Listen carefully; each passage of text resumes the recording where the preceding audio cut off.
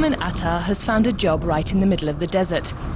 It's on a newly created farm in Toshka, more than 200 kilometers from Ahmed's home in Aswan.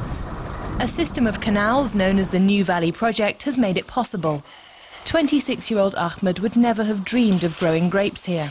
But thanks to drip irrigation techniques, it's now possible to profitably grow fruit in the desert. It's a bonanza for the workers on this government-owned farm. Tending and harvesting the grapes earns Ahmed the equivalent of 70 euros a month, almost double what he used to earn as a nomad. I used to work with camels, but it didn't amount to much. I can live much better from my work in Toshka. The water for the Toshka project comes from the Nile, which has accumulated in Lake Nasser, upriver from the Aswan Dam. On the shores of the lake, the Egyptian government has installed one of the biggest pumping stations in the world. The water is pumped 54 meters uphill and then routed to a canal. This canal system already extends 90 kilometers into the Sahara. Large areas of desert land are already blooming, says the official in charge of the project. In his view, Egypt has no choice but to divert the water from the Nile. There is a gap between increasing of people and decreasing of production. How can we decrease this gap? By go to the desert and cultivate it.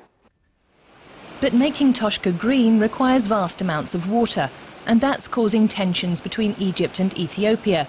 Lake Tana in the Ethiopian highlands provides up to 80% of the Nile water reaching Egypt.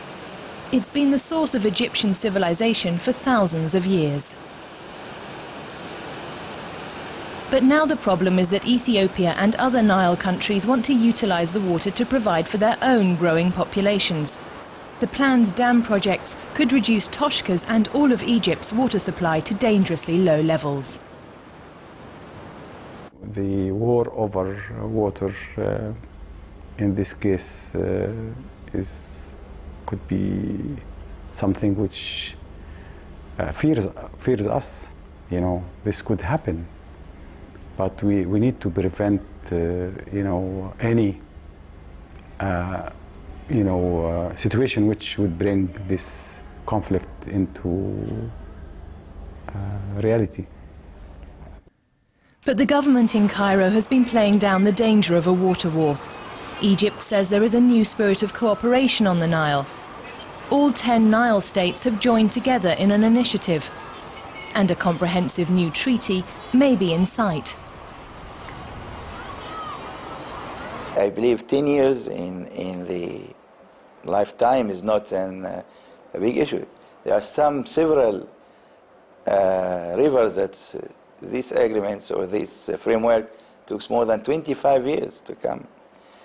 So as I told you, it's a very historical moment that we are working together. Egypt is continuing to push the Toshka project. At the moment, the 50-meter-wide canal is mainly lined by arid land. But plans for the coming decade foresee settlements, even entire towns here.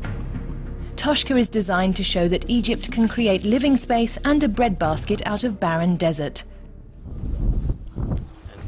Another prestigious project is the government-owned South Valley Farm. Wheat is growing on these fields. At the moment, Egypt must import half of its wheat. The desert farms could make the country more self-sufficient in a time of exploding food prices.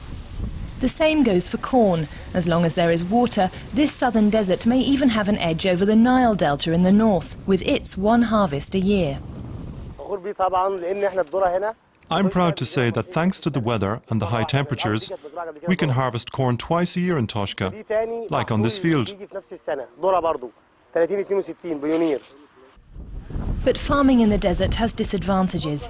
The soil here is far less fertile than in the Nile Valley. It is full of clay, which means water takes a long time to drain. That makes it difficult to control the drip irrigation and can lead to waterlogging and increased salt content in the soil. In addition, much of the precious water evaporates from the canals. After all, temperatures here are often over 50 degrees. Tough conditions for the workers on the canal. Now they are excavating a giant tunnel. 2 new canal arms are due to follow, along with new farms. The Toshka Project is here to stay. Even its critics have accepted that. Billions of euros have been invested. There's no turning back. But will millions of Egyptians leave the green Nile Valley and move to the desert? The homes for the workers' families are standing, but Toshka city looks set to remain a ghost town for years to come. Ahmed spends his free time with his fellow workers in the communal house they share on the farm. They talk and watch television in their breaks. Ahmed's fiancée lives back in his hometown. He hopes one day they will be able to marry and have children and a small house of their own, here in the desert.